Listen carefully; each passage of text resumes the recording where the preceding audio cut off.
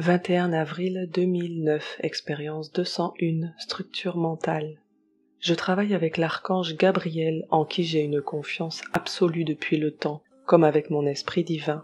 Comprenez qu'étant athée, ma perception des archanges est sans aucun a priori religieux. Ce sont des consciences d'énergie immenses, des êtres très proches du divin qui nous dépassent complètement. Par contre, eux semblent capables de communiquer avec tout. Leur manière de faire est simple. Ils entrent dans notre structure mentale et utilisent nos connaissances et compétences pour s'exprimer, de sorte que ce qu'ils disent est toujours extrêmement limpide pour nous. En résumé, ils sont capables d'entrer dans notre illusion personnelle et de se manifester dedans de manière compréhensible pour chacun de nous. Du point de vue divin, il n'y a aucune différence entre les illusions.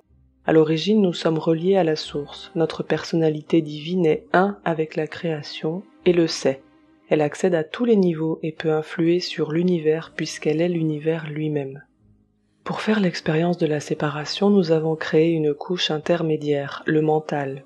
Le mental est un outil à séparer. Il crée une réalité illusoire alternée à un point de vue personnel du monde. Il est créé en limitant notre vision par des ajouts de règles, structure mentale liées à la peur. La structure mentale dépasse la notion de cerveau, puisque la mort n'y change rien. Sa principale qualité est de permettre de faire l'expérience d'un point de vue relatif du monde. Imaginez que vous êtes Dieu. Vous voyez un immense tableau superbe devant vous. Ce tableau est multidimensionnel et multi-espace-temps, mais vous pouvez en concevoir l'ensemble et l'admirer globalement. Pourtant, vous voulez plus. Vous voulez entrer dans le tableau et savoir ce que le point particulier situé à tel endroit perçoit exactement de l'ensemble. Comme vous êtes Dieu, vous êtes plutôt très doué, donc capable d'entrer dans tous les espaces-temps et toutes les dimensions simultanément, pour admirer chacun des points de vue. Pour cela, il faut un outil. On crée alors une incarnation qui est simplement la notion d'isoler un point de vue particulier à un endroit précis. Ça commence par une intention, puis les couches s'ajoutent de plus en plus jusqu'à arriver à descendre profondément dans la création et s'oublier dedans si on descend assez bas.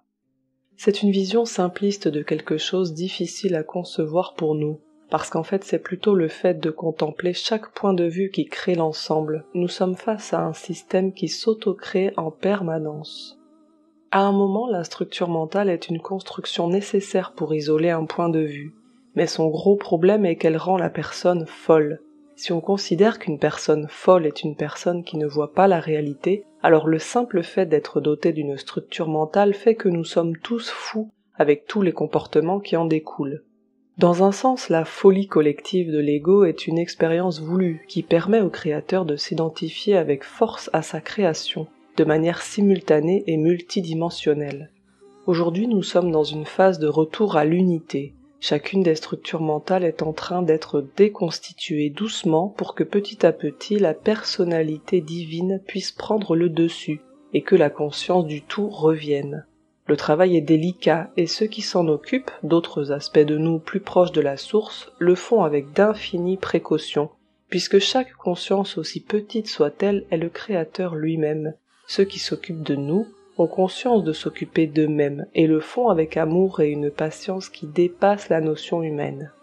Ils font ça tout en respectant notre libre arbitre et les choix de nos esprits divins, bien éloignés des desiderata ou points de vue humains, ce qui provoque souvent l'incompréhension du mental qui, lui, est habitué à lutter contre des ennemis illusoires. 21 avril 2009, expérience 202, méthode de travail. Donc en ce moment, le travail que je fais est assez particulier. Je travaille beaucoup avec l'esprit divin et l'archange Gabriel. Le travail est énergétique principalement. Je profite de l'avantage de mon inconvénient. J'ai une incarnation mal faite qui me permet d'être conscient de mes différents niveaux simultanément, en alternance et dans la limite de ce qu'une conscience humaine peut traiter à la fois. Le principal souci est que les niveaux se mélangent. Je me retrouve avec des souvenirs et des perceptions d'autres espaces-temps parfois. Et ma personnalité humaine ne peut pas intégrer correctement les infos issues du divin. Accessoirement, l'humain essaie d'interférer avec le divin, ce qui provoque des catastrophes plus haut. Heureusement que plus on monte haut, plus les choses sont malléables, et que l'archange répare derrière moi quand je pars en live. Mais il faut comprendre que la moindre intention est immédiatement exaucée dans les niveaux plus malléables, et le simple fait d'y regarder avec un mental humain qui se pose des questions, c'est créer un vrai bordel en un instant. L'avantage est que je ne suis pas médium, mais clairvoyant, donc je choisis de voir ou non. Ce n'est pas un truc qui n'est pas contrôlé. Mais des fois je me pose des questions et la réponse vient sous la forme de souvenirs d'autres espaces-temps et d'autres êtres. Ce qui est perturbant au départ. Se souvenir du futur est ennuyeux des fois. Se rappeler des perceptions non humaines, ce n'est pas ce qu'il y a de mieux pour la santé mentale. En résumé, les énergies actuelles qui arrivent agissent directement sur mes corps énergétiques. Les parties de moi qui ne conviennent plus, l'ancien, se mettent à me brûler physiquement. Je lâche les problèmes et les laisse s'en aller. Ça passe par des souvenirs ou des visions, ou bien je sens juste l'énergie s'en aller simplement. Puis, une fois que ces parties de moi ont disparu, je passe par mes mains pour reconstruire les couches des corps. Je laisse l'esprit divin faire son boulot à partir du cœur, l'énergie passe par mes mains, c'est important apparemment, ça doit passer par l'humain, donc par une intention et une action humaine. L'énergie se répand et je laisse le divin faire son boulot sans regarder. Les couches des corps subtils sont alors renforcées ou modifiées, les trous qui ont été faits sont bouchés, et si un enseignement doit les remplacer, une énergie débarque du haut et apporte quelque chose. Parfois je sais ce qui est encodé. Et c'est comme ça du matin au soir. La nuit, il continue à travailler sur les trucs plus sensibles. Je fais des rêves liés. Puis je me réveille, je discute avec l'archange qui me dit quoi faire, je balance l'énergie en mettant l'intention humaine, le corps énergétique est modifié et je me rendors. Parfois je me réveille 10 fois dans la nuit comme ça entre deux rêves. Voilà, là je reconnais que c'est une manière de faire très ésotérique, mais ça marche très bien. En réalité, je participe activement à quelque chose qui est fait passivement chez tout le monde. Y participer et rajouter toute mon intention au fil de la journée accélère le processus de transformation. Mais bon, c'est comme ça, je n'arrive pas à faire les choses à moitié. Et tout ça a été voulu, c'est mon chemin de vie, le simple fait que je sois mal incarné fait partie d'une expérience que j'ai choisie. Et il m'encadre énormément, d'ailleurs la lumière, l'esprit, ne m'a jamais lâché depuis le temps. Elle censure tout ce qui menace ma santé mentale et m'empêche de faire n'importe quoi. Sinon l'expérience aurait tourné court depuis bien longtemps, et je serais sûrement en catatonie en train de baver dans un coin.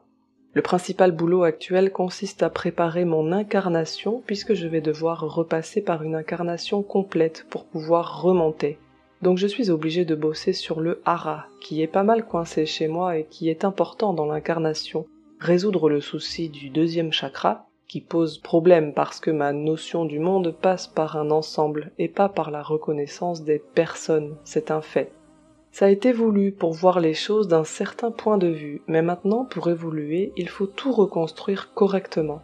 Le deuxième chakra a pas mal évolué déjà et je suis en plein boulot là-dessus. Reconstruire mes différents corps subtils en les cloisonnant me permet de reconstruire ma perception du monde, et donc, d'un certain point de vue, de reconstruire celle des autres en isolant leurs différentes parties et les miennes. PS, au passage, je reçois plein d'infos à écrire sur mon blog qui s'accumulent quand je n'ai pas le temps d'écrire. J'essaie de rattraper quand je peux parce que sinon ça s'accumule à la limite de ma conscience et c'est lourd. Ça ne disparaît qu'une fois écrit.